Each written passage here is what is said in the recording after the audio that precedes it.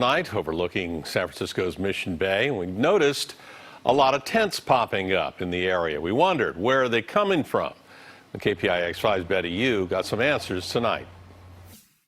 Mission Bay residents say that the problem with homeless encampments, particularly on the backside of the Caltrain station, has worsened in just the last few weeks. It's hard to miss the growing mix of tents, junk, and trash covering the sidewalk leading to 280 South. I'm not happy with it.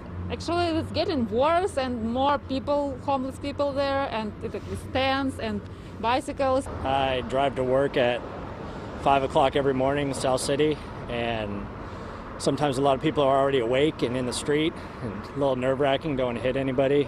And I've noticed in the past there's been, I guess, more presence to help these people out. SF Supervisor Matt Haney says he contacted the Department of Homeless and Supportive Housing. I reached out to the director and I said, hey, you know, can you get some folks down to address this encampment here and see if you can get people some help?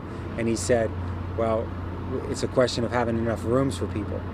Because right now, when they're doing outreach, they can't tell you to go to a shelter because it's not taking new people or now centers.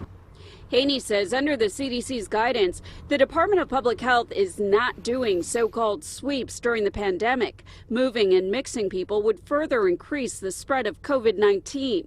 In the meantime, Iryna Fedorchuk and her 18-month-old boy have changed their walking habits. So I try to not go this way, especially in the evening, dark time, so no way.